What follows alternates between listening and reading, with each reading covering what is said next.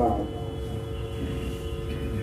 قال النبي صلى الله تعالى عليه وسلم لا يؤمن أحدكم حتى يكون هواه تبعا لما جئت به أو كما قال عليه الصلاة والسلام۔ بھائیو، اس حدیث کی روشنی میں صرف 3 باتیں عرض کرنا ہے، اور وہ بھی اپنی طرف سے نہیں، وہ تینوں باتیں نقل کرنا ہے تفسیر ابن کثیر سے۔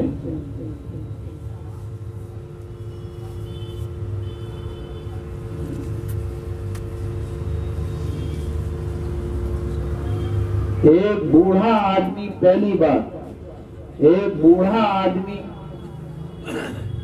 حضرت محمد رسول اللہ صلی اللہ علیہ وسلم کے دربار میں حاضر ہوا، اور اس بوڑھے کا تعلق قبیلہ قیس سے تھا۔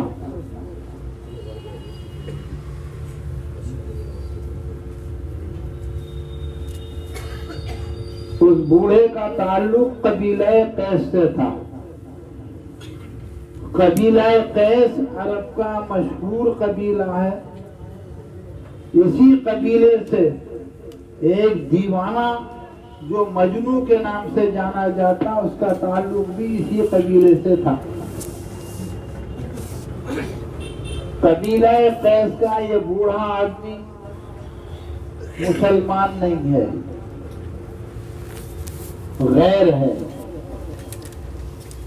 حضرت محمد رسول اللہ صلی اللہ علیہ وسلم کے دربار میں حاضر ہوتا ہے اور آپ سے سوال کرتا ہے کہ محمد صاحب، آپ نے جو نبوت کا دعویٰ کیا ہے، اس نبوت کے دعویٰ کرنے کی بنیاد کیا ہے؟ کس بنیاد پر آپ نے دعویٰ نبوت کیا؟ آپ سے پہلے بھی نبی ہوئے ہیں، ان نبیوں نے بھی کسی نہ کسی بنیاد پر نبوت کا دعویٰ کیا۔ آپ کے دعویٰ نبوت کی بنیاد کیا؟ حضور اقدس صلی اللہ علیہ وسلم نے جواب میں ایک بات نہیں 3 باتیں فرما دی۔ حضور اقدس صلی اللہ علیہ وسلم نے ارشاد فرمایا، اس دن سے جس دن آپ نے فرمایا آج سے 2500 برس پہلے میرے باپ حضرت ابراہیم علیہ السلام نے دعا کی تھی، جس کا ذکر قرآن مقدس کے پہلے پارے میں ربنا وبعث فیہم رسولا منہم یتلو علیہم آیاتہ ویزکیہم ویعلمہم الکتاب والحکمہ، میرے باپ ابراہیم علیہ السلام نے 2500 برس پہلے جو دعا کی تھی، اس دعا کا مصداق میں ہوں۔ وہ دعا میرے ہی لیے میرے باپ ابراہیم علیہ السلام نے کی تھی۔ حضرت ابراہیم علیہ السلام کے 2 بیٹے، تھوڑی سی تفصیل، زیادہ نہیں، تیسرے نمبر کو انشاءاللہ کچھ زیادہ بیان کریں گے، تھوڑی سی تفصیل۔ حضرت ابراہیم علیہ السلام کے 2 بیٹے، ایک بیٹے اسماعیل علیہ السلام جو بڑے ہیں اور ہاجرہ سے پیدا ہوئے، ان کے ہاجرہ کا ابراہیم کو ملنا، پھر اسماعیل کا پیدا ہونا، یہ خود ایک عجیب و غریب واقعہ ہے۔ حضرت ابراہیم عراق میں رہتے تھے، وہاں کے آتش پرستوں، بت پرستوں، نمرودیوں سے مقابلہ ہوا، آگ میں ڈالے گئے۔ اللہ تبارک و تعالی شانہ نے آگ کو تکوینی طور پر آرڈر دے دیا کہ ابراہیم کا کوئی بال بھی نہیں جلنا چاہیے۔ چنانچہ آگ میں ڈالے گئے، سلامتی کے ساتھ آگ سے نکلے، لیکن ملک عراق چھوڑ دیا اللہ کے حکم سے۔ ملک شام کا رخ کیا. 3 آدمیوں پر مشتمل قافلہ، حضرت ابراہیم علیہ السلام، ان کی بیوی سارہ اور ان کے بھتیجے لوط علیہ السلام. یہ قافلہ عراق سے چلا اور ان کی منزل ملک شام، لیکن ملک شام جانے سے پہلے راستے میں مصر پڑتا تھا. میرے بھائیوں، مصر کے بادشاہ کو جاہلیت میں وہاں سے لے کے اب تک فرعون کہتے تھے، نام اس کا جو بھی رہا. حبشے کا بادشاہ نجاشی کہلاتا تھا، نام جو بھی رہا ہو. مصر کا بادشاہ فرعون، نام جو بھی رہا ہو. ہندوستان کا بادشاہ راجہ، نام جو بھی رہا ہو. اور عرب کا بادشاہ ملک، نام جو بھی رہا ہو. تو اس وقت جو فرعون مصر تھا، جب حضرت ابراہیم علیہ السلام عراق سے ملک شام جا رہے تھے، راستے میں مصر پڑا، وہ بھی ظالم تھا. جب یہ قافلہ مصر میں داخل ہوا تو بادشاہ کے لوگوں نے، بادشاہ کی پولیس نے ان کو دیکھ لیا. ساتھ میں سارہ علیہ السلام، حضرت ابراہیم علیہ السلام کی بیوی تھی، احسن الناس فی زمانے ہی، بہت خوبصورت، بہت چٹی، حسین و جمیل. بادشاہ کو خبر دے دی جاتی کہ ایک آدمی گزر رہا تمہارے ملک سے، اس کے ساتھ عورت ہے، وہ تمہارے لائق ہے، بڑی حسین و جمیل ہے، تمہارے لائق ہے. آرڈر دے دیا، پکڑ لو.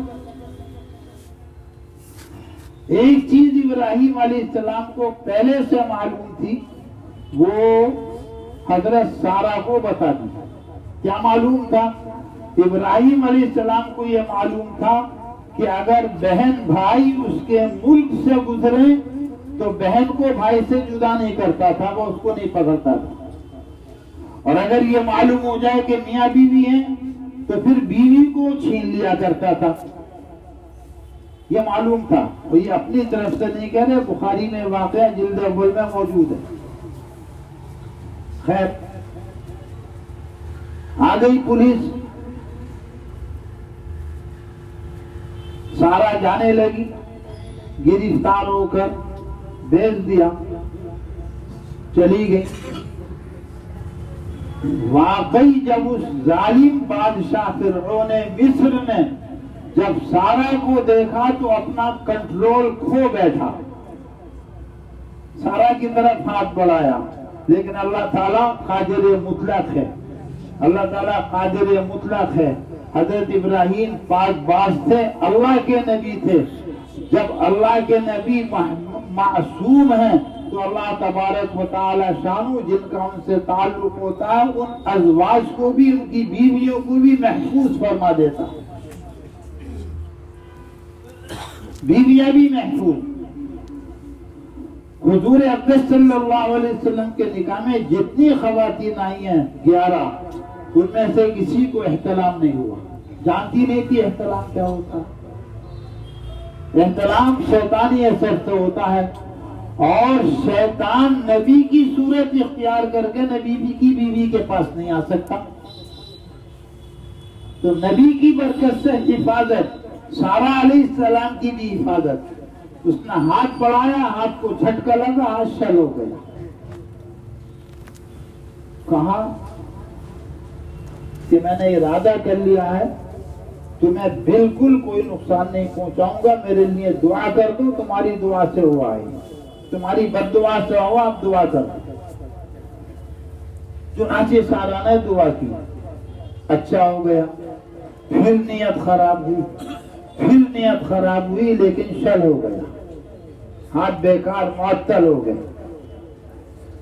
جو لوگ سارہ کو پکڑ کر لائے تھے ان سے کہا کہ یار تم لوگ کسی جنیہ کو میرے پاس لے کر آئے ہو، کسی انسان کو لے کے نہیں آئے.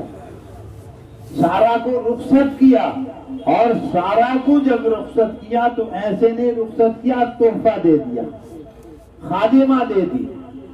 خادمہ کو عربی میں آجرہ بھی کہتے ہیں حمزہ کے ساتھ، اور ہم حاجرہ کہتے ہیں۔ چنانچہ حضرت سارہ علیہ السلام جب واپس پہنچی ہیں تو ابراہیم علیہ السلام نماز میں تھے، ان کو ادھر بھیجا، خود نماز پڑھنے لگے، نماز میں تھے۔ نماز میں آتے ہی آتے ہاتھ کے اشارے سے پوچھ لیا ماہیا، کیا مطلب، کیا ہوا؟ تو نماز پڑھتے ہی پڑھتے ان خاتون نے جواب دے دیا رد اللہ قید الکافر، اللہ تبارک و تعالی شانو نے اس کافر کے قید، اس کی مکر، اس کی شرارت کو رد کر دیا، کوئی نقصان نہیں پہنچا سکا۔ اب 4 آدمیوں پر مشتمل قافلہ، سارا، حضرت خود، حضرت لوط علیہ السلام اور یہ آجرہ یا حاجرہ ملک شام پہنچ گئے۔ یہاں سے نکل کر حاجرہ علیہ السلام کے لڑکا پیدا ہو گیا۔ حاجرہ کس کی تھی؟ باندی سارا کی۔ سارا نے وہ باندی ابراہیم علیہ السلام کو بخش دی۔ اور باندیوں کا حکم آپ جانتے ہیں، علماء کرام سے پوچھ لیں، اگر باندی صحیح معنی میں باندی ہے تو اس سے وہ تمام تعلقات جو بیوی سے ہوتے ہیں جائز ہیں۔ سارا کو باندی، سارا نے حاجرہ ابراہیم علیہ السلام کو بخش دی، ان کی باندی ہو گئی۔ ابراہیم علیہ السلام نے ان کے ساتھ جو بیوی باندی کے ساتھ سلوک ہوتا وہ کیا، اس کے نتیجے میں اسماعیل علیہ السلام پیدا ہو گئے۔ اچھا، پرانی بیوی وہ مدتوں سے ساتھ میں، وہاں کچھ بھی نہیں ہوا اور یہاں بچہ ہو گیا۔ عورت کی فطرت حسد، عورت کی فطرت اپنی سوتن کے ساتھ تدبیریں کرنا اونچ نیچ کی، یہ اس کی فطرت کے اندر داخل ہے۔ اور کیونکہ یہ فطری چیز ہے، اس سے ولایت میں، شان صحابیت میں کوئی فرق نہیں آیا کسی کی بھی۔ ازواج مطہرات میں رقابت تھی ایک دوسرے سے، ان کی شان صحابیت میں کوئی فرق نہیں آیا، وہ طبیعی و فطری چیز ہے۔ بہرحال بہت سے حالات حضرت ابراہیم علیہ السلام نے مناسب یہ جانا اللہ کے حکم سے کہ ایک بیٹا تو ابھی ہے ہی نہیں، دنیا میں موجود ہی نہیں ہے، اس بیٹے اسماعیل علیہ السلام کو وادی غیر ذی زرع مکے میں آباد کرا دیا۔ نہ وہاں کوئی درخت، نہ شجر، علاوہ ریت و پتھر کے کچھ نہیں، صرف ریت و پتھر۔ وہاں اللہ کے حکم سے حضرت اسماعیل علیہ السلام اور ان کی امی حاجرہ کو چھوڑ دیا مکے، کعبۃ اللہ کے قریب چھوڑ دیا۔ تھوڑا سا پانی، تھوڑی سی کھجوریں رکھ دی اور چل دیے واپس۔ صرف ایک چھوٹا سا بچہ اور اس بچے کی ماں حاجرہ، ان کو چھوڑ کر چل دیا۔ بھائی بیٹا ہمارے اوپر رحم کرو یار، ہم آپ کو دیکھ رہے ہیں اور آپ پیچھے دیکھ رہے ہیں، اچھا نہیں ہے۔ ہم لوگ پیشہ ور وائز نہیں ہیں، مدرس ہیں، آپ ہمیں دیکھو گے تو ہمارے دل میں آتا رہے گا، ہم آپ کو پڑھاتے رہیں گے، آپ کی توجہ رہے گی تو ہمیں کچھ نہیں آتا، جو آپ کھینچو گے وہ آئے گا۔ چھوڑ دیا، چل دیے۔ جب چلے تو حاجرہ پیچھے پیچھے کے، آئی نا کہاں جا رہے ہو ہمیں چھوڑ کر، کس کے سہارے پہ؟ کوئی جواب نہیں، پیچھے کو مڑ کے بھی نہیں دیکھ رہا، دوڑ رہی ہے پیچھے، کس کے سہارے، کہاں جا رہے ہو؟ کچھ کوئی جواب نہیں۔ تیسری مرتبہ حضرت حاجرہ نے کہا کیا یہ آپ کا ہمیں یہاں چھوڑنا اللہ کے حکم سے ہے یا اپنی مرضی سے؟ حضرت ابراہیم علیہ السلام نے جواب دیا کہ اللہ کی مرضی سے ہے، کہ پھر ہمیں پرواہ نہیں جائیے۔ یہ ہے حضرت اسماعیل علیہ السلام۔ ہاں انہی کی اولاد میں حضرت محمد رسول اللہ صلی اللہ علیہ وسلم ہے. قصہ بہت لمبا ہے، اس کو یہیں چھوڑ رہے ہیں کیونکہ ہمیں دوسری چیز کہنا ہے. تو پوچھا، حضور نے کیا جواب دیا کہ 2500 برس پہلے میرے باپ ابراہیم علیہ السلام نے جو دعا کی تھی وہ دعا میرے حق میں قبول ہوئی. اس دعا کا مصداق میں ابراہیم علیہ السلام کے بڑے بیٹے اسماعیل ہیں، میں ان کی نسل سے ہوں، ملت ابراہیمی پر میں اٹھایا گیا ہوں، مبعوث کیا گیا ہوں. ایک دوسری بنیاد دعوی نبوت کی، جس دن آپ فرما رہے ہیں آج سے 570 برس پہلے، 550 کہہ لو، 570 کہہ لو، آج سے 570 برس پہلے جب عیسیٰ علیہ السلام آسمانوں پر اٹھائے جا رہے تھے تو اس وقت عیسیٰ علیہ السلام نے ایک خوشخبری بنی اسرائیل کو سنائی تھی جو قیامت تک آنے والے انسانوں کے لیے تھی. کیا خوشخبری سنائی تھی؟ جس کا ذکر 28ویں پارے میں ہے، یا بنی اسرائیل انی رسول اللہ الیکم مصدقا لما بین یدی من التوراۃ ومبشرا برسول یأتی من بعد اسمہ احمد. عیسیٰ علیہ السلام نے جب آسمانوں پر اٹھائے جا رہے تھے تو اس وقت یہ خوشخبری سنائی تھی کہ میں تو چلا، مجھ سے پہلے جتنی کتاب آئی ہے سب کی تصدیق کر رہا ہوں. مجھ سے پہلے ایسی بیٹھے، جب مجھے ضرورت ہوگی میں لے لوں گا. مجھ سے پہلے جتنی کتاب آئی ہیں، جتنے رسول و نبی آئے ہیں، سب کی تصدیق کر رہا ہوں.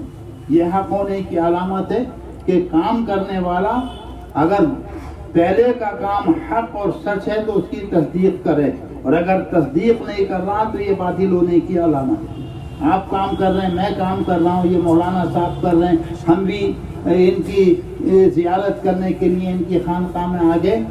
اگر ایک دوسرے میں مخالفت ہے اور نفرت و دشمنی ہے تو نہ یہ سوچا جائے گا کہ نہ یہ حق پہ نہ یہ حق پہ، ورنہ اہل حق تو ایک دوسرے کی تائید کر کے کام کرتے ہیں. تو کیا کہا؟ مجھ سے پہلے جتنے نبی جتنے رسول آئے میں سب کی تصدیق کر رہا ہوں، اور میرے بعد ایک نبی آئیں گے، نبی امی، جن کا نام احمد ہوگا. میں تمہیں ان کی بشارت و خوشخبری سنا کر جا رہا ہوں. اس بنیاد پر عیسیٰ علیہ السلام نے جو بشارت و خوشخبری سنائی تھی اس کا مظہر میں ہوں، اس لیے میں نے دعوی نبوت کیا. تم نے ایک بات پوچھی کس بنیاد سے دعوی نبوت کیا، تیسری بات بھی سن لو. میری امی نے خواب دیکھا تھا، میں اپنی امی کی خواب کی تعبیر ہوں. سوال آ گیا تھا سمجھ میں، جواب بھی آ گیا. اب آگے بڑھیں گے. 3 سوال ہیں، تینوں باتیں بتانا ہے انشاءاللہ. تیسری بات ذرا کچھ شاید لمبی ہو جائے. اس نے کہا کہ محمد صاحب بڈھا ہے، بے ایمان ہے، یہ ذہن میں رکھے کہ اور کچھ پوچھ لوں، اجازت ہو کہ سلمہ بدالت، جو تمہارا جی چاہے سوال کرو، پوچھ لو. بھائی آپ سب سے مجھے حسن گمان ہے، یہ میرے جیسے کے لیے سوال ہے. آپ لوگ سب پاک باز خانقاہ سے جڑے ہوئے صوفی متقی اللہ والے نیک لوگ نظر آ رہے ہیں. یہاں سے لے کے آتے کہ ایک سے ایک نورانی صورت ماشاءاللہ. کیا پوچھ لو، کیا پوچھتے. کہا کہ یہ بتائیے میری جو حالت ہے خراب سے خراب، گندی سے گندی، اسی حالت میں اللہ کی طرف قدم بڑھا دوں یا پہلے اس کا انتظار کروں کہ میں پاک بنوں، جب پاک ہو جاؤں تب اللہ کی طرف چل کر آؤں. بہت دھیان سے سنیے اس سوال کو بھی اور جواب کو بھی. جو بھی حالت ہے میری خراب سے خراب، ہر قسم کی گندگی میں لت پت لسڑا ہوا، کوئی گناہ نہیں جو مجھ سے چھوٹ گیا ہو، سب گناہ کر لیے میں نے۔ اب پہلے گناہوں سے پاک کرنے کی فکر کروں اپنے آپ کو، یا جو بھی میری خراب سے خراب حالت ہے اسی حالت میں میں اللہ تعالیٰ کی طرف قدم بڑھا دوں اور اسی حالت میں اللہ کی طرف آ جاؤں۔ اللہ اکبر۔ مثنوی میں مولانا روم نے ایک قصہ لکھا ہے، اس کا جواب ابھی بتا رہے ہیں، اسی قصے سے جواب دیا گیا ہے۔ ایک آدمی، مولانا روم لکھتے میں نہیں کہہ رہا، ایک آدمی ظاہری طور پر پیشاب میں، خون میں، پیخانے میں، ہر قسم کی گندگی میں اس کا بدن، اس کے کپڑے لتھڑے ہوئے، لت پت، دریائے دجلہ کے کنارے چل رہا ہو، کبھی دریا کے پانی کو دیکھتا ہے اور کبھی اپنی حالت کو دیکھتا ہے، چل رہا کنارے کنارے، کبھی دریا کو دیکھ رہا، کبھی اپنا آپ کو دیکھ رہا، کبھی دریا کو دیکھ رہا، کبھی اپنا آپ کو۔ جب کئی مرتبہ ہوا تو اس نے دریا سے خطاب کیا کہ اے دریا، تیرا پانی کتنا پاکیزہ، صاف ستھرا، پوتر، اور ایک میں گندگی میں لسڑا ہوا لت پت، اور ایک تو ہے کہ کتنا پاکیزہ، کتنا صاف ستھرا، کتنا شفاف، کتنا پوتر تیرا پانی ہے۔ دریا کو دیکھتا ہے، یہ کہتا ہے، بولنے کی قوت دینے والا کون؟ اللہ۔ گونگا بنانے والا کون؟ جس کی چاہے زبان بند کر دے، جس کو چاہے بولنے کی قوت دے دے، جس کو چاہے پیروں سے چلا دے، قیامت کے دن جس کو چاہے سر کے بل چلا دے، قرآن میں موجود ہے۔ دریا کو بولنے کی قوت دے دی اللہ تعالیٰ نے۔ دریا نے اس شخص کو جواب دیا کہ کیا دیکھ رہا اپنا آپ کو، کیا میرے پانی کو کہہ رہا کہ تیرا پانی اتنا پوتر اور پاک، اگر تو بھی میری طرح صاف ستھرا، پاکیزہ اور پوتر بننا چاہتا ہے تو گھس جا میرے اندر، تھوڑی سی حرکت کر، تیرے میرے اندر گھسنے سے، تھوڑی سی حرکت کرنے سے، اپنے بدن کپڑوں پہ ہاتھ پھیرنے سے تو صاف ستھرا پاکیزہ بن جائے گا، اور میرے پانی کے اندر کوئی تغیر کسی قسم کا پیدا نہیں ہوگا، میں جیسا پاک ہوں ویسے ہی پاک رہوں۔ آ رہی ہے بات سمجھ میں؟ یہ بدھو کیا کہتے ہیں؟ بدھوی کہا جائے گا، بے عقلی کہا جائے گا۔ مولانا لکھ رہے، میں نہیں کہہ رہا کچھ بھی۔ کیا کہتے ہیں کہ تو اتنا پوتر و پاک اور میں اتنا گندگیوں میں لتھڑا ہوا، میری مجال کا کہ میں تیرے اندر گھس کے تو تھوڑی بہت حرکت کر دوں، نہیں گھس سکتا، تو بہت پاک ہے، میں ایک دم گندا ہوں۔ تو کیا جواب دیا کہ پھر نالائق، تو اپنی گندگیوں پر اور ناپاکیوں میں جو لتھڑا ہوا ہے، اپنی اسی حالت پر صبر کر، تیرے پاک ہونے کی کوئی شکل نہیں ہے اگر تو اتنی بھی حرکت نہیں کر سکتا۔ آ رہی ہے بات سمجھ میں؟ تو کیا کہا کہ حضرت، جو میری حالت ہے خراب سے خراب، میں اسی حالت میں اللہ کی طرف قدم بڑھا دوں، یا پہلے اپنا آپ کو پاکیزہ بناؤں، جب میں پاکیزہ ہو جاؤں تب میں اللہ کی طرف قدم اٹھاؤں۔ غالباً عصر کی نماز ہے، مشکات میں بھی حدیث موجود ہے، بخاری میں بھی، مسلم میں بھی۔ ایک آئے، حضور صلی اللہ علیہ وسلم سے عرض کیا، طہرنی یا رسول اللہ، حضرت مجھے پاک کر دو۔ اچھا، ولی فراست ولایت سے دیکھ لیتا ہے اور نبی نور نبوت سے دیکھ لیتا ہے۔ حضور صلی اللہ علیہ وسلم نے نور نبوت سے دیکھ لیا کہ کوئی بڑا گناہ کر کے نہیں آیا، چھوٹا گناہ کیا ہے، سیدھا سچا مسلمان ہے، سفید کپڑے پہ مکھی بیٹھ کے چلی گئی ہے، یہ اسی کو بہت بڑی گندگی اور نجاست سمجھ رہا ہے، اس لیے کہہ رہا ہے کہ حضرت مجھے پاک کر دو۔ حضور نے کہا، اجلس، بیٹھ جاؤ، صلی معنا الصلاۃ، ہمارے ساتھ نماز پڑھ لو۔ بیٹھ گئے، نماز پڑھ لی، لیکن کیونکہ مسلمان تھے، سیدھے سچے پکے مسلمان، معمولی سا داغ بھی محسوس ہو رہا تھا ان کو، پریشان تو اس معمولی سے داغ سے بھی پھر کھڑے ہوئے اور پھر کہا نماز کے بعد کہ حضرت مجھے پاک فرما دیجیے. کہا الا صلیت معنا الصلاۃ، ارے بھائی تم نے ہمارے ساتھ نماز نہیں پڑھی،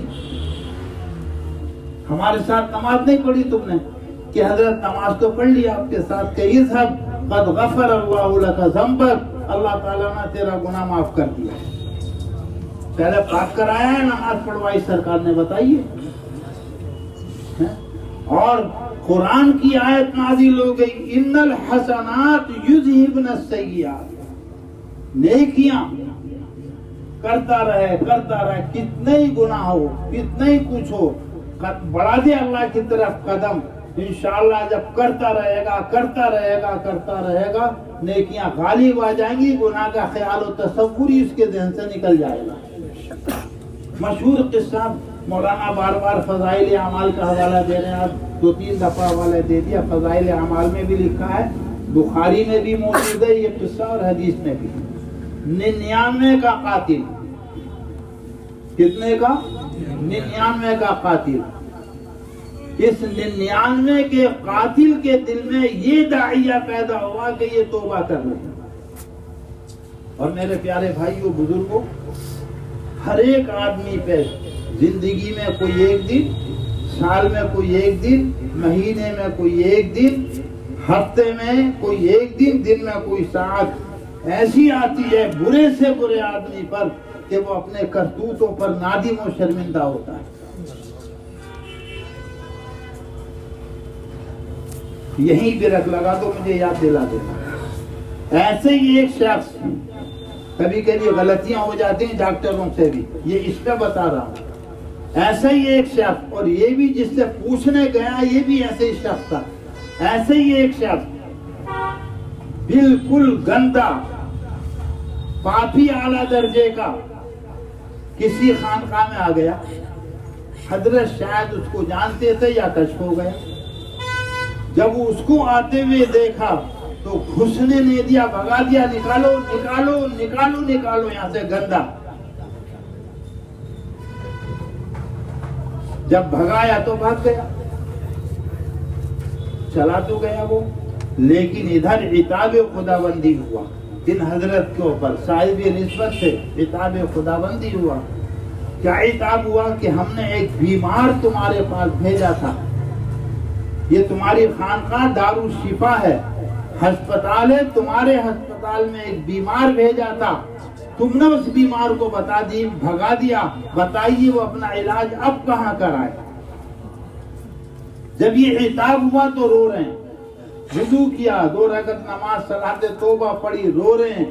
خانقاہ کے کچھ ساتھیوں کو کہا اور ان ساتھ بلایا، ان کو کہا کہ دیکھو بھائی یہ آئے تھے ابھی ان کو بلا لو.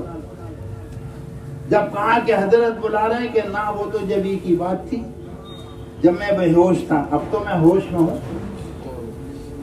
اس وقت تو نشہ چڑھا دیا تھا میرے رب نے میرے اوپر، اس نشے میں چلا گیا تھا. اب میں ہوش میں ہوں، نہ تمہاری ضرورت نہ تمہارے حضرت کی ضرورت. اللہ، معمولی سی چوک، لیکن حضرت بھی حضرت ہی تھے. ان لوگوں نے آ کے جواب دیا، کہا کہ یار جاؤ، لانا ہے اس کو، لیکن کہو مت اس سے حضرت بلا رہے ہیں. 4 آدمی اس کو اپنے دائرے میں لے لو، جو دعوت و تبلیغ کے ساتھ ہی کرتے ہیں، گھیر لیتے ہیں چاروں طرف سے، بھاگنے نہیں دے سکتے، اس کو گھیر لیا آپ کو. اور کیا کرتے ہیں؟ کوئی سبحان اللہ، کوئی الحمدللہ، کوئی لا الہ الا اللہ ذکر کر رہے ہیں. یہی طریقہ حضرت نے تعلیم فرمایا، بولو کچھ مت، جہاں ملے اس کو اپنے دائرے میں لے لو اور ذکر شروع کر دو. اور جیسے جیسے اس کے قدم چلے تم نہیں گھماؤ گے، جدھر کو اس کے قدم اٹھیں اس کے ساتھ ساتھ تم لوگ چلتے رہو.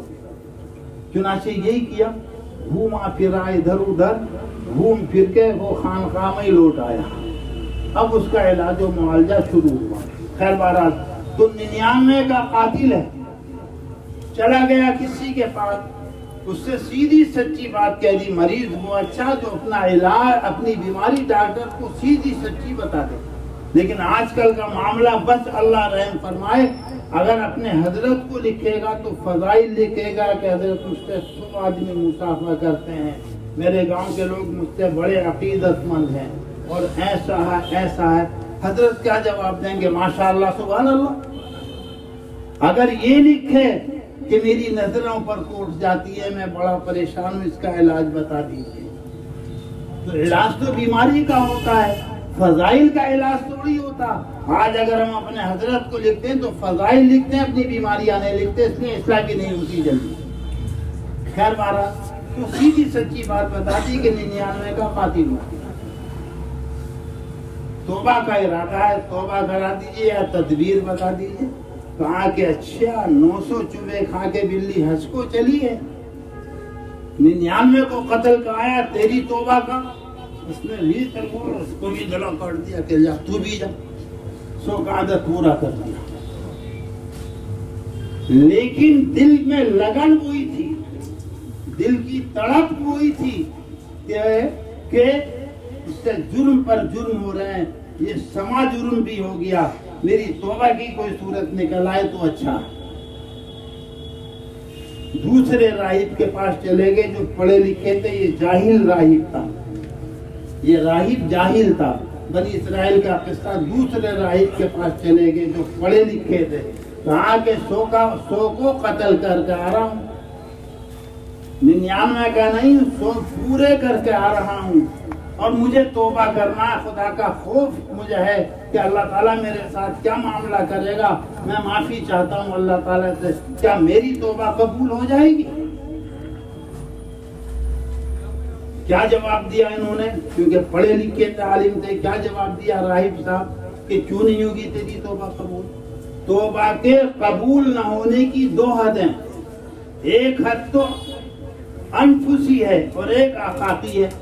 انفسی حد تو میری آپ کی ہر ایک کی یہ ہے کہ اس کی جان حلق میں آ کے اٹک جائے۔ لیست التوبة للذین یعملون السیئات حتی اذا حضر احدهم الموت قال انی تبت الآن وللذین یموتون وهم کفار۔ جب جان حلق میں آ کے اٹک گئی تو کہہ رہا یا اللہ میری توبہ، یا اللہ میری توبہ، اور مہاشٹار میں کرتے ہیں یا اللہ استغفر اللہ استغفر اللہ استغفر اللہ، یہ مہاشٹار کا طریقہ نہ ہوگی توبہ کا دروازہ بند۔ عالم بالا کی چیزیں تو دیکھ چکا ہے، سکرات کے عالم میں ہے، جان اٹکی ہوئی ہے تیری، ایسے وقت میں تیری توبہ کہاں؟ اس شخص کی توبہ قبول نہیں ہوگی۔ یہ توبہ کی حد انفسی کہلاتی ہے، اور ایک توبہ کی حد آفاقی ہے، اور حد آفاقی کیا ہے؟ سورج کا مغرب سے طلوع ہو جانا۔ روزانہ سورج ادھر سے طلوع ہوتا ہے، ایک وقت آئے گا، ایک وقت آ گیا قیامت کے قریب میں کہ سورج مغرب سے طلوع ہوگا۔ جب سورج مغرب سے طلوع ہوگا تو کوئی ایمان لائے اس کا ایمان معتبر نہیں، کوئی توبہ کرے اس کی توبہ معتبر نہیں، قبول نہیں۔ تو ان راہب نے یہی کہا ان کو کہ توبہ کیوں نہیں قبول ہوگی تمہاری؟ نہ تو تم ماشاءاللہ غرغرے کے عالم میں ہو، نہ سورج مغرب سے طلوع ہوا ہے، ضرور تمہاری توبہ قبول ہوگی، لیکن تمہیں ہجرت کرنا پڑے گی۔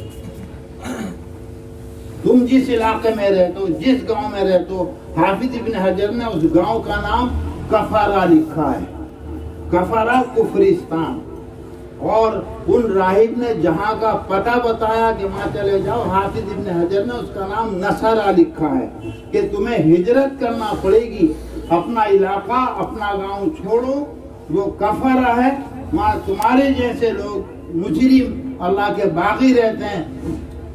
جب تم توبہ چاہتے ہو اپنا گاؤں چھوڑو اور نصرہ چلے جاؤ، وہاں اچھے لوگ ہیں، پاک باز لوگ ہیں، بڑوں سے جوڑ لگائے ہوئے لوگ موجود ہیں، ان کے پاس جاؤ، ان کے ساتھ رہ کر نماز پڑھو، عبادت کرو، ان میں گھل مل جاؤ، انشاءاللہ تم ان جیسے ہو جاؤ گے۔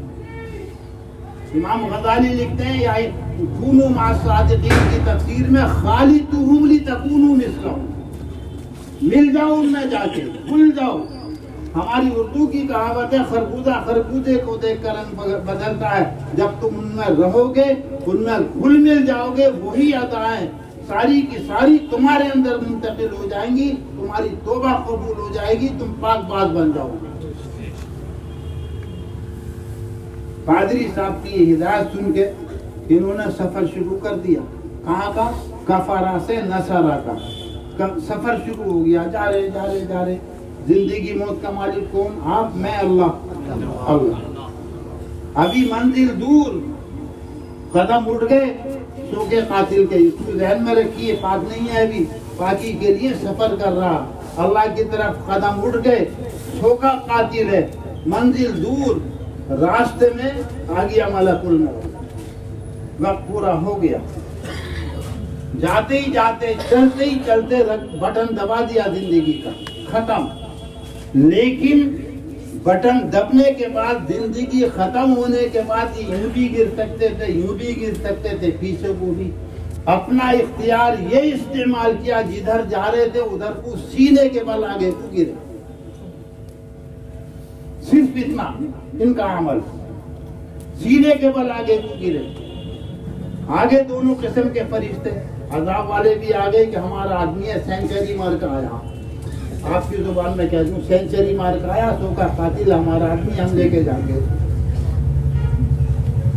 دوسرے کہہ رہے ہیں کہ نہیں، ماری ہوگی سینچری، اب تو اس نے اللہ کی طرف قدم بڑھا دیے ہیں، صالحین کی بستی کی طرف جا رہا ہے، توبہ کے ارادے سے جا رہا، ہمارا آدمی۔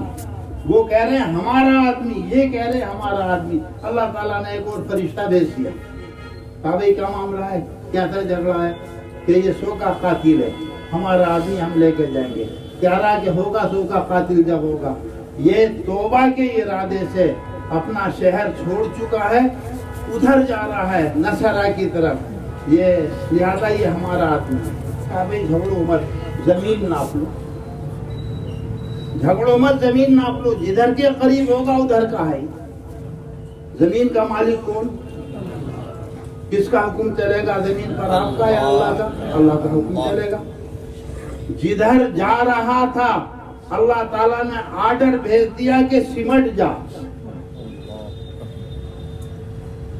اور جدھر سے آ رہا تھا ادھر کی زمین کو آرڈر بھیج دیا کہ لمبی ہو جا۔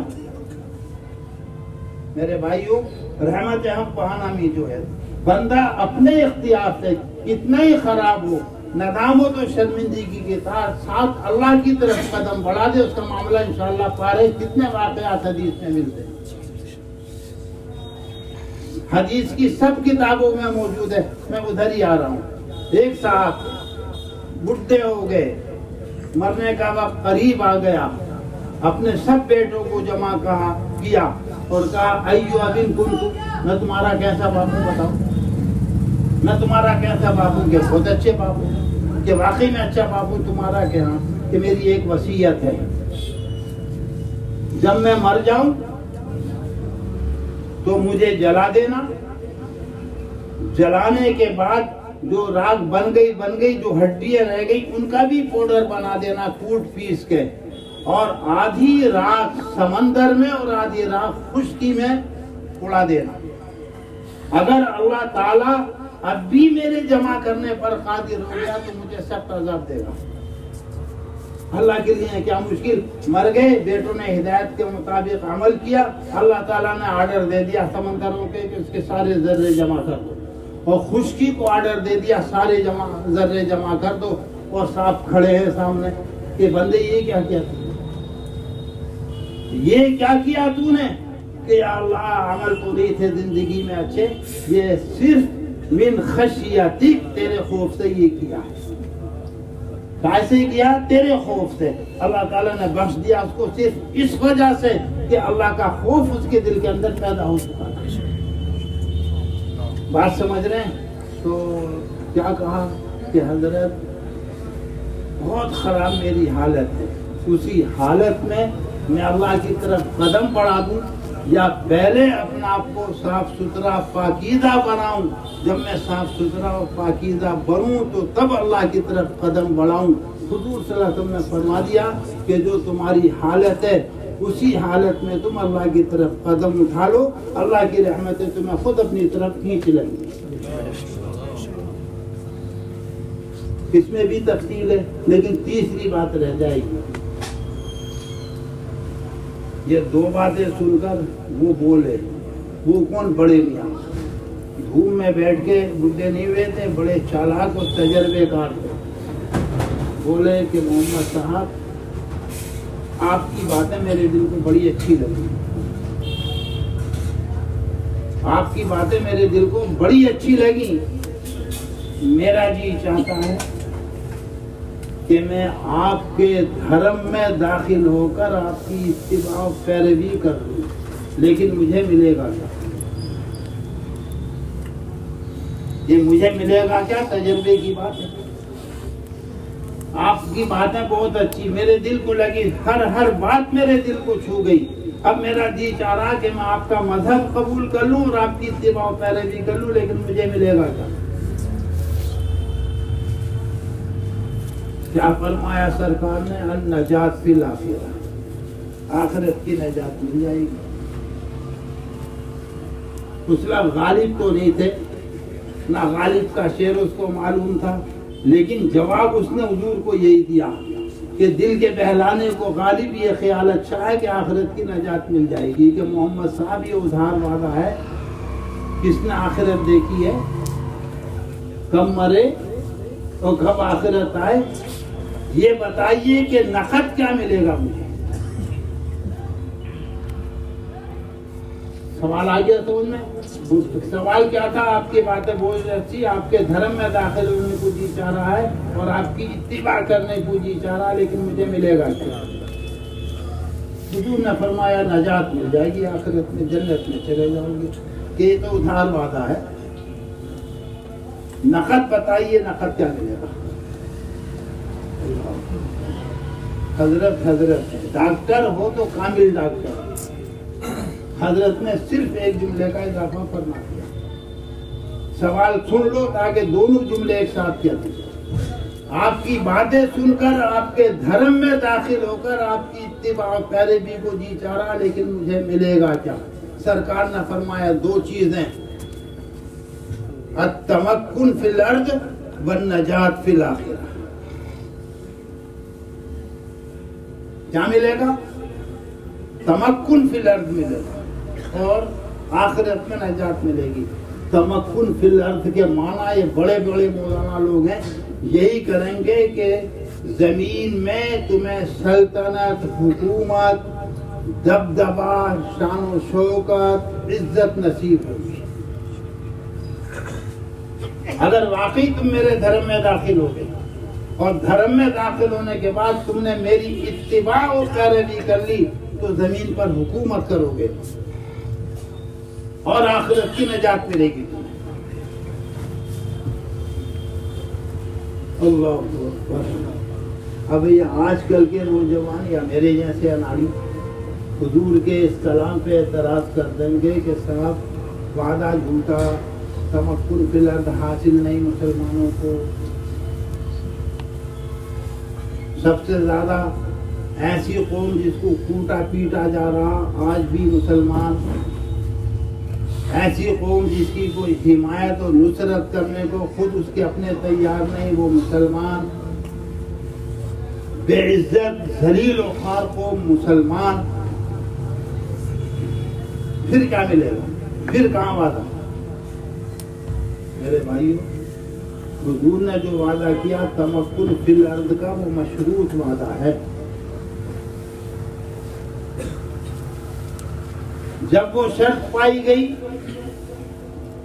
تو 850 برس تمہاری حکومت یورپ میں رہی۔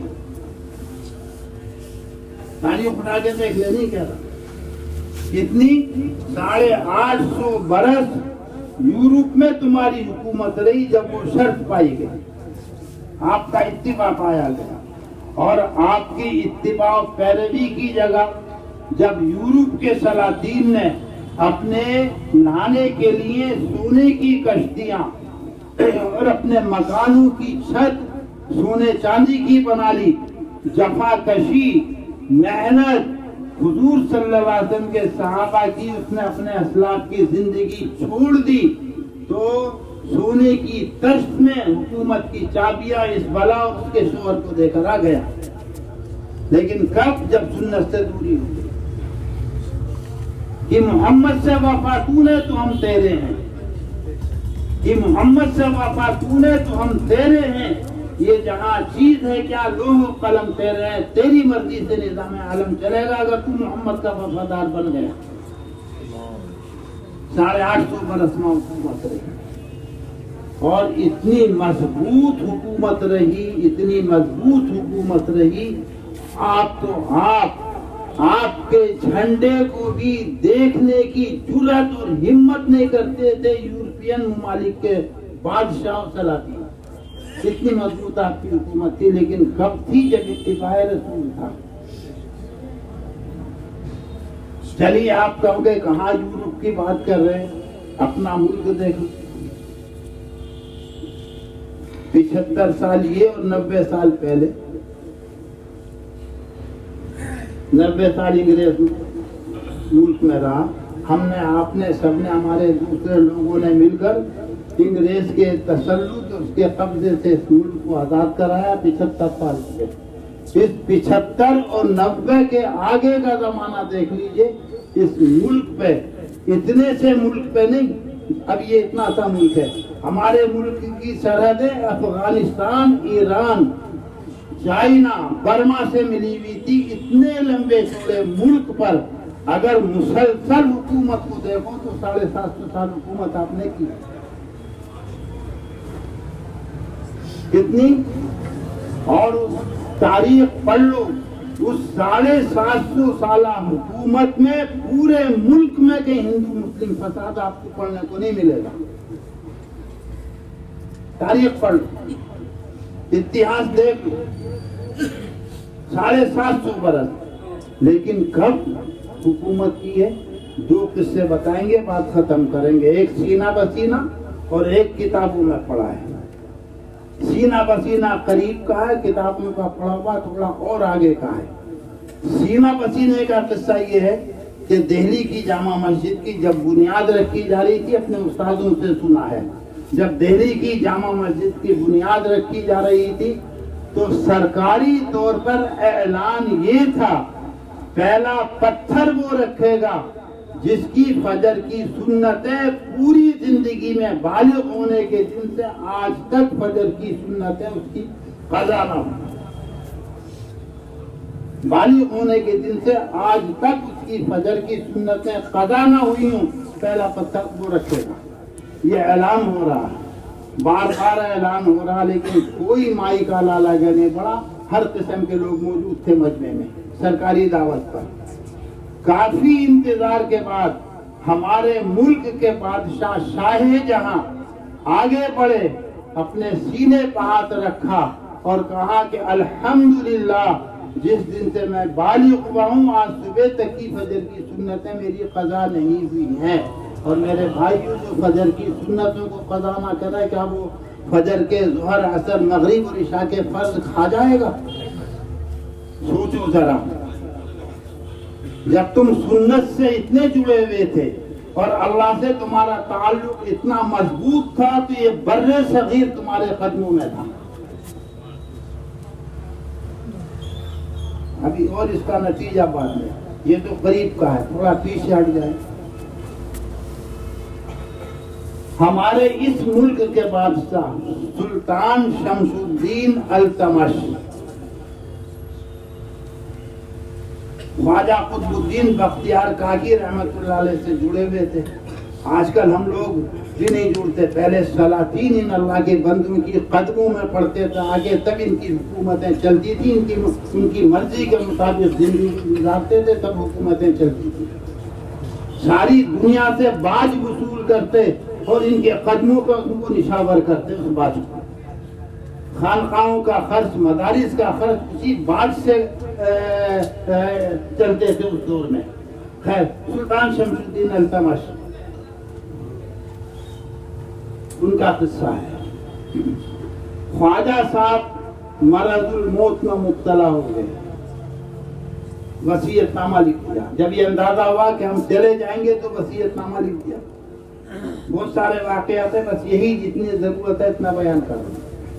وصیت نامے میں جہاں بہت ساری چیزیں لکھی، جنازے کی نماز کے بارے میں وصیت کی، دھیان سے سن لو، میں اپنا آپ کو سنا رہا ہوں، آپ بھی سن لیں، اللہ تعالیٰ میری اصلاح کر دے۔ جنازے کی نماز کے بارے میں وصیت فرمائی کہ میرے جنازے کی نماز وہ پڑھائے گا جس میں 4 صفتیں ہوں گی، 4 خوبیوں کا مالک جو ہوگا وہ میرے جنازے کی نماز پڑھائے گا۔ پہلی خوبی کی یہ تھی کہ پوری زندگی میں تہجد کی نماز اس کو نہ چھوٹی ہے، پوری زندگی میں بالغ ہونے کے دن سے آج تک اس کا تہجد نہ چھوٹا۔ ہمارا حال کیا ہم چیک کر لیں، ہماری حالت تو یہ ہے کہ 2-4 دن تہجد پڑھ لیا تو ماشاءاللہ فخر کے ساتھ کہتے بڑی اخلاص کو دکھلا کر کے الحمدللہ اللہ کی توفیق سے آج اٹھنے کی توفیق نصیب ہوئی اور ٹھنڈے پانی سے وضو کیا، بڑا مزہ آیا ٹھنڈے پانی سے وضو کرنے میں۔ کیا مطلب کہ ہم نے تہجد پڑھا۔ بالغ ہونے کے دن سے آج تک اس کا تہجد نہ چھوٹا۔ ایک شخص جو جنازہ پڑھائے گا، نامحرم عورت کی طرف اس کی نظریں نہ اٹھی ہوں، اور ہم ذرا گھر سے باہر نکل جائیں تو اگر ہم مولانا صوفی صاحب نے تو کنکھی اتر، کسی کی زلفوں پہ نظر، کسی کی تشریف پہ نظر، کسی کے گالوں پہ نظر۔ اللہ میں ہدایت دے۔ یہ میں اپنی بیماری بتا رہا ہوں، آپ تو سب صوفی بزرگ کو میری نظر میں فرشتے ہوتے، اگر فرشتے نہ ہوتے تو یہاں کے کیوں بیٹھتے؟ سب بڑے اچھے لوگ۔ پوری زندگی میں کسی نامحرم پر نظر نہ اٹھی۔ پہلی بات کا دھیان میں رکھیے، تہجد نہ چھوٹا ہو۔ پوری زندگی میں کسی نامحرم پر نظر نہ پڑی ہو، اور تکبیر اولا، تیسرے تکبیر اولا فوت نہ ہوئی ہو، اور عصر سے پہلے کی سنتیں نہ چھوڑی ہو۔ عصر سے پہلے 4 سنتیں پڑھی جاتی، 4 پڑھ لو 2 پڑھ لو، اختیار غیر موقت ہے۔ یہ 4 خوبیاں جس کے اندر موجود، تہجد قضا نہ ہوا ہو بالغ ہونے کے دن سے، نامحرم پر نظر نہ پڑی ہو، تکبیر اولا فوت نہ ہوئی ہو، اور عصر سے پہلے کی سنتیں اس کی نہ چھوٹی ہوں، میرے جنازے کی نماز وہ پڑھائیں۔ وصیت لکھی گئی، وقت موعود پر حضرت کی روح قبض ہو گئی۔ ایک واقعے کے سلسلے میں وجد طاری ہوا اور اس وجد میں جان دے دی۔ کشتگان خنجر تسلیم را، کشتگان خنجر تسلیم را۔ اگلا مصرع یاد نہیں آ گیا، خیر بہرحال جان دے دی۔ رخصت ہو کے روح پرواز کر دی، غسل دے دیا گیا، کفن پہنا دیا گیا، کفن پہنا کر جنازہ مکمل تیار کر کے رکھ دیا گیا، اور حضرت کا وصیت نامہ خدام نے پڑھ کر سنا دیا۔ کوئی نہیں آگے بڑھ رہا حضرت کے جنازے کی نماز پڑھانے کے لیے، گھنٹوں کے انتظار کرتے ہوئے حضرت سلطان شمس الدین التمش مجمع کو چیرتے ہوئے آگے بڑھے، چہرے سے کپڑا ہٹایا، آنکھوں میں آنسو، پیشانی کو بوسہ دیا، اور کہا کہ حضرت آپ تو رخصت ہو گئے دنیا سے، لیکن اپنے اس خادم کو ذلیل اور رسوا کر کے چلے گئے ہیں، اس کا ایک راز کھول کر چلے گئے۔ ہم تو بڑے خوش ہوتے کہ ہمارے حضرت بہت اچھے، ہماری بزرگی کا ڈنگا بجا دیا۔ آپ تو چلے گئے لیکن اپنے خادم کو رسوا کر دیا آپ نے۔ یہ حضرت سے کہا، پیشانی کو بوسہ دے کر سیدھے کھڑے ہوئے مجمع کی طرف رخ کیا اور کہا کہ الحمدللہ، یہ 4 خوبیاں، یہ 4 چیزیں میرے اندر موجود ہیں۔ بالغ ہونے کے دن سے تہجد نہیں چھوٹا، کسی نامحرم پر نظر نہیں پڑی، تکبیر اولا فوت نہیں ہوئی، عصر سے پہلے کی سنتیں نہیں چھوٹی، اور یہ کہہ کر اللہ اکبر جنازے کی نماز پڑھا۔ میرے بھائیو، زمانہ مانگ رہا ہے دعا ترقی کی، زمانہ مانگ رہا ہے دعا ترقی کی، مگر تجھ کو تیرا عہد کہن راس آئے۔ اپنے اسلاف کو دیکھیے، اسلاف سنت کے کتنے پابند تھے۔ اسلاف اللہ کے رسول حضرت محمد رسول اللہ صلی اللہ علیہ وسلم کی ایک ایک سنت پر مر مٹنے والے تھے۔ ایک ایک سنت پر مر پیٹنے والے تھے. جب سنت کا اتباع کیا، حضرت محمد الرسول اللہ صلی اللہ علیہ وسلم کی چال چلے، تو جو بھی محمد کی چال چلے گا اللہ تعالیٰ اس کو قبول کرے گا. جب تک چال چلی گئی محمد الرسول اللہ کی، اللہ تعالیٰ نے نصرت، حمایت، مدد فرمائی. زمین کی زمین ہے، ملک کے ملک، سلطنت کی سلطنت تمہارے قدموں میں ڈال دی. اور اے مسلمانوں، جب تم اللہ اور اللہ کے رسول سے دور ہو گئے تو اللہ تبارک و تعالیٰ شان کو بھی تمہاری کوئی پرواہ نہیں تھی.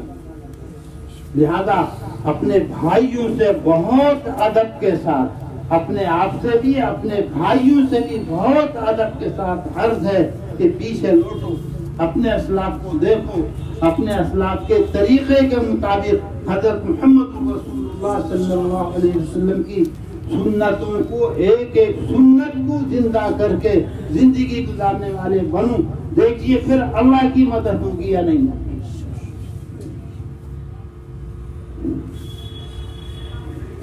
ایک قصہ بتا کے ختم کر رہے ہیں، وہ قرآن میں ہے قصہ. اللہ اکبر. موسیٰ علیہ السلام، بہت لمبا قصہ، پورے قرآن میں بکھرا ہوا ہے. میرے ذہن میں جو مضمون آیا ہے اس وقت 19ویں پارے کا ہے. موسیٰ علیہ السلام مدین چلے گئے تھے، وہاں سے واپس آئے. 10 سال یا 8 سال پورے کر کے، 10 سال پورے کر کے واپس آئے. نبوت مل گئی، اور نبوت ملتے ہی آرڈر ہوا اذهب الى فرعون انه طغى. اذهب الى فرعون انه طغى. رات میں اپنے گھر پہنچے، بیوی ساتھ تھی، بیوی کو گھر چھوڑا، اور لاٹھی مل گئی تھی شعیب علیہ السلام سے. لاٹھی ہاتھ میں، لاٹھی لے کر دروازہ ٹھوک دیا فرعون کا رات میں، جس کا دعویٰ یہ انا ربکم الاعلی، میں رب ہوں، میرے علاوہ کوئی رب نہیں. اس کا دروازہ ٹھوک دیا، سویا ہوا تھا. آپ کو سمجھانے کے لیے کہتے ہیں 12 بجے کے بعد کا وقت تھا، یہ آپ کو سمجھانے کے لیے ٹائم کی تعین کی ہے. سویا ہوا مست، دروازہ ٹھوک دیا. گھبرا کے آنکھ کھلی، کہا دیکھو کون بے ادب گستاخ ہے جس نے ہماری نیند میں خلل ڈالا. دروازہ کھولا تو سرکاری فرزند دیکھ کے ڈر گئے. دربان بھی اطلاع دی کہ پھر موسیٰ ہے کہ ٹھیک ہے بلاؤ. گئے، جاتے جاتے دعوت دے دی. پورا مکالمہ ہے 19ویں پارے میں. میں خدا کی دعوت دے رہا ہوں، ربکم و رب آبائکم الاولین، و فلاں و فلاں و فلاں. دعوت ہوتی رہی، وہ سوالات کرتا رہا. وہ کنہ حقیقت کا سوال کر رہا تھا. اللہ کی کنہ حقیقت کسی کو معلوم نہیں.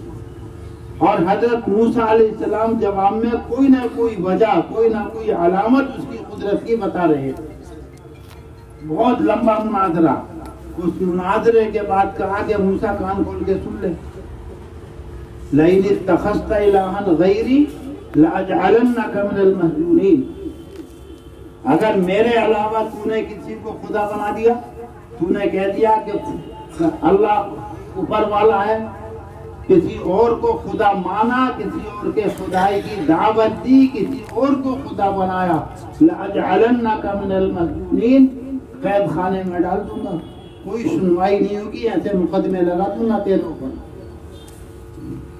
یہی طاقت والے لوگ یہی کرتے ہیں. لیکن مبلغین اور داعین، قوم و ملت کے ہمدرد نہیں ڈرتے.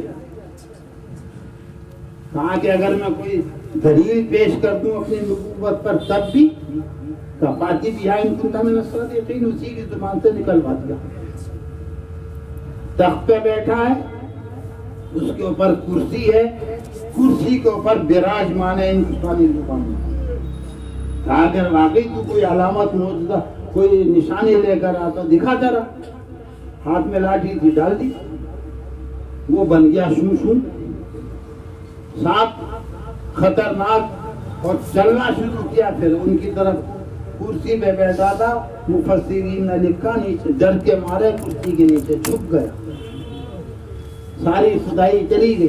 کرسی کے نیچے چھپ گیا. خیر بہرحال کہ اچھے ہوش دماغ اب بھی درست نہیں ہوا. حکومت کا نشہ, لاٹھی کا نشہ جب ہوتا تو کچھ سمجھ میں نہیں آتا. ہاں اب بھی دماغ درست نہیں ہوا. دیکھ کر کے اچھا جو 10 سال غائب رہا ہے جادو سیکھ کر آیا, ہم بھی تیرے مقابلے کے لیے جادو لائیں گے. ٹھیک ہے, یہ وہ جادوگر 8,000 یا 80,000 دونوں روایتیں ہیں. جادوگر اس نے تیار کر لیے, بڑے بڑے جادوگر تیار کر لیے. اور جب تیار ہو گئے تو تاریخ کی تعیین موسیٰ سے کرائی کہ بتاؤ کب مقابلہ ہوگا. کہ یوم الزینہ, عید کے دن. اگر عید کے دن کے علاوہ دعوت نبی کی عقل, پوری قوم کی عقل ایک پلڑے میں اور نبی کی عقل ایک پلڑے میں رکھی جائے تو نبی کی عقل ہی پوری قوم کی عقل سے غالب رہے گی. یہ لکھا ہے. کہا کہ کون سا دن؟ کہ عید کا دن. عید کے علاوہ اگر دن رکھا جاتا تو مجمع جمع کرنا پڑتا. عید کے دن تو سبھی لوگ آٹومیٹک جمع, سبھی میلے میں جائیں گے کہ عید کا دن. کہ ٹھیک متعین. موسیٰ بھی پہنچ گئے, جادوگر بھی آ گئے. اب وہاں یہ جادوگروں موسیٰ میں یہ بحث ہوئی کہ تم پہلے اپنا کرتب دکھلاؤ گے یا کیا؟ موسیٰ نے کہا کہ تم ہی دکھلاؤ. انہوں نے لاٹھیاں ڈال دی, وہی جو موسیٰ کو ڈالنے تھی, رسیاں ڈال دی. وہ لاٹھیاں رسیاں سانپ بن کے میدان میں دوڑنے لگی. فَأَوْجَسَ فِي نَفْسِهِ خِيفَةً موسیٰ. موسیٰ گھبرا گئے, یہ کیا واقعات ہے؟ میں بھی لاٹھی ڈالوں گا, میری لاٹھی اور ان لاٹھیوں میں فرق کیسے ہوگا؟ بس ختم کر رہے تھا, فرق کیسے ہوگا؟ اللہ تعالیٰ نے فرمایا القی ما فی یمینک تلقف ما صنعوا. ارے آپ ڈر کیوں رہے ہیں؟ ہم آپ کے ساتھ ہیں نا. اور جب سپر پاور ساتھ میں آئے تو کوئی نہ ڈرتا. ہم ساتھ میں نا. سپر پاور کون ہے؟ اللہ. اس کے علاوہ کوئی سپر پاور نہیں ہے. ہم ساتھ میں ہیں نا, کیوں ڈر رہے؟ آپ کے ہاتھ میں جو ذرا ڈال دو اس کو. جو لاٹھی ڈالی ہے وہ لاٹھی جیسے ہی موسیٰ علیہ السلام نے ڈالی, جتنے بھی سانپ تھے ان سب سانپوں کو ہڑپ کر گئی. وہ رسیاں, لاٹھیاں, جو بھی سانپ نظر آ رہے تھے میدان میں دوڑتے ہوئے, سب کو کھا گئی. وہ موسیٰ علیہ السلام کا سانپ سب کو کھا گیا. جب یہ دیکھا تو کیا ہوا؟ جب جادوگروں نے یہ دیکھا تو کیا ہوا؟ بغیر توقف کے ببانگ دہل اعلان کر دیا آمنا برب ہارون و موسیٰ. آمنا برب ہارون و موسیٰ, ہم موسیٰ اور ہارون کے رب پر ایمان لیا. ادھر سے دھمکایا جا رہا کہ سولی پہ چڑھاؤں گا, ہاتھ پاؤں کاٹوں گا, یہ کروں گا, مار ڈالوں گا. کہ لا غیر, کوئی پرواہ کی بات نہیں. تو اسی دنیا کی زندگی میں کرے گا جو کرے گا, اس کے علاوہ تیرا کوئی بس نہیں چلے گا. کر لے جو تجھے کرنا ہے. ادھر تو یہ ہوا. لیکن یہ 8,000 یا 80,000 مسلمان ہوئے. ان کے مسلمانوں پہ ملا علی قاری نے لکھا ہے مرقات کے اندر کہ موسیٰ علیہ السلام کو خود تہجد اللہ سے عرض کی کہ یا اللہ تیری عادت تو یہ ہے کہ حق کے مقابلے میں, اہل حق کے مقابلے میں, نبی کے مقابلے میں جو بھی آیا وہ تباہ و برباد ہوا ہے, ہلاک ہوا ہے. لیکن یہاں تیری قدرت کے راز تو جانے, یہ تیرے نبی کے مقابلے میں آئے. انہوں نے بھی وہی اپنا کرتب و جادو دکھلایا جو تیرے نبی کا معجزہ تھا, لیکن تو نے ان کو ہدایت دے دی. بس بات ختم ایک دم. میں اپنا آپ کو دیکھ لوں, آپ اپنا آپ کو دیکھ لیں, فوراً دیکھ لوں, ہم بات ختم کر رہے ہیں. تو نے ہدایت دے دی, سمجھ سے باہر. یہ تو مقابلے میں آئے تھے, جو بھی نبی کے مقابلہ میں آیا, قوم عاد ہو, قوم سمود ہو, جو بھی ہو, سب کو تو نے تباہ کیا اور ان کو ہدایت دی. اللہ نے وحی فرمائی کہ موسیٰ تم نے تصویر کا ایک رخ دیکھا کہ یہ تمہارے مقابلے میں آئے, صرف یہ رخ دیکھا. تصویر کا دوسرا رخ پر تمہاری نظر نہیں گئی, اور تصویر کا دوسرا رخ کیا تھا کہ یہ تمہاری صورت بنا کر آئے, تمہاری پگڑی باندھے ہوئے, اتنی اونچی تمہاری لنگی پہنے ہوئے، اتنا نیچا کرتا پہنے ہوئے، بالکل ظاہری سج دھج، ظاہری کھلم کھلا ظاہری طور پر یہ تمہاری صورت بنا کر آئے، اور میرے پیارے موسیٰ تیری صورت مجھے پسند۔ یہ صرف اتنا ہی کر سکتے تھے کہ تیری صورت بنا سکتے تھے، لیکن ان کا دل، ان کا باطل میرے ہاتھ میں تھا۔ جب تیری پیاری صورت انہوں نے بنا لی تو میں نے تیرے دل کے مطابق ان کا دل پھیر دیا اور ان کے دل میں ایمان ڈال دیا۔ نہیں آ رہی بات سمجھ میں؟ اگر ہم کیا ہمارے نبی مقابلے میں نہیں کہہ رہے، ہمارے نبی تو آخری نبی، بہت پاورفل نبی، امام الانبیاء، سب سے بڑے نبی، سب سے عظیم المرتبت نبی، اگر ہم اپنے نبی کی صورت بنا لیں تو کیا اللہ تعالیٰ بڈھا ہو گیا؟ اب وہ ہمارا دل نہیں بدلے گا، ہمارے حالات نہیں بدلے گا، نہ اللہ بڈھا نہ اس کا قانون بڈھا۔ ہم نے اپنا آپ کو بدل لیا۔ اگر ہم اپنے اسلاف کی روش پہ آ جائیں تو اللہ تعالیٰ کی قدرتیں وہی ظاہر ہوں گی جو کل ظاہر ہوئی۔ اللہ تعالیٰ یہ چند باتیں عرض کر دی گئی ہیں، 3 باتیں بتائی ہیں، اس میں جتنی بھی تفصیل ہو گئی، اللہ تعالیٰ ان تینوں باتوں پر عمل کرنے کی، ان تینوں باتوں کو سمجھنے کی، ان پر عمل کرنے کی مجھے بھی توفیق دے دو اور آپ کو بھی دے دو۔